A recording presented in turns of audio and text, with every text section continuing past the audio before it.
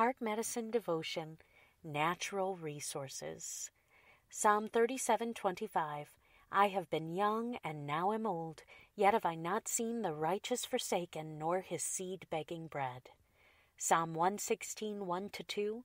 I love the Lord, because he hath heard my voice and my supplications. Because he hath inclined his ear unto me, therefore will I call upon him as long as I live. John 6:5-6. When Jesus then lifted up his eyes, and saw a great company come unto him, he saith unto Philip, Whence shall we buy bread that these may eat?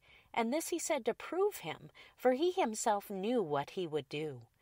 Scripture reading, John 6:1-13.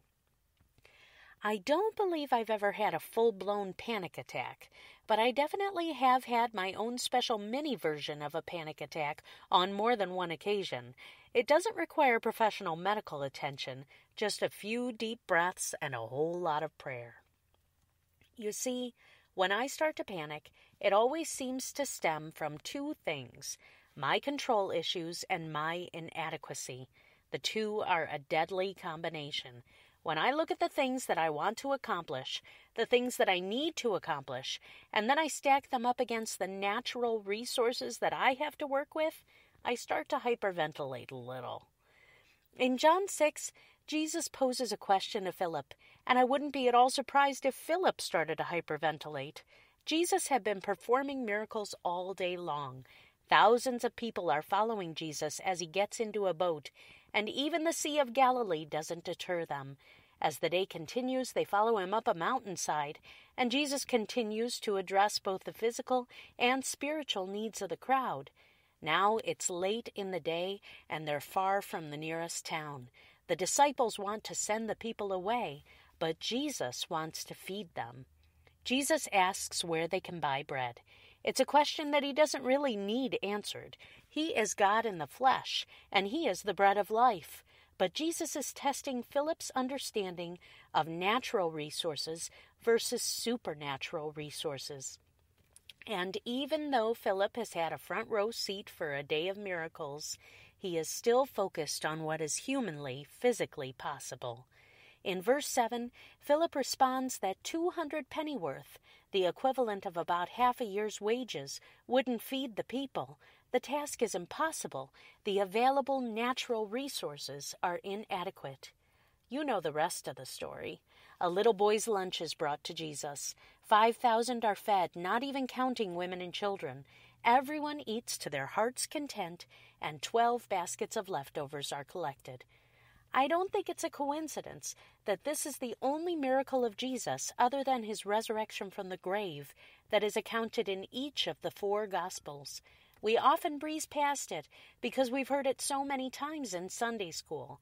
But while it's a great story for kids, it's a lesson that we as adults need to be reminded of nearly every day. John 6:7 says that Jesus posed the question to Philip to prove him, for he himself knew what he would do. Jesus planned to feed the 5,000 all along. There was never a doubt that he could and he would. So why do you and I live with doubts that his provision will pick up where our resources leave off? This situation covered so many areas: the physical needs of the people, the ongoing work of Jesus' ministry with the disciples, the resources that were within reach, and in the final analysis, the power and provision of God extended beyond the needs, the inadequacies, and even the expectations of everyone involved. When you and I panic about our lack of resources, ability, power, control, etc., we completely miss the point. God's contribution is never lacking, and his compassion for our needs is never in question. His resources are limitless, his love knows no bounds, and he knows our needs long before we do. Is God posing a question to you today? Is he testing your faith in his supernatural resources? Are your natural resources, be they time, money, or abilities, causing you to have a mini panic attack? Hold on and pray on. God knows the need. God has the answer, and His provision is always perfect. Your prescription? Stop worrying and start praying. Whatever need you have, God has the answer. He is your Father, and He longs to help you. Admit that you need His help, and your needs will be met. God bless you.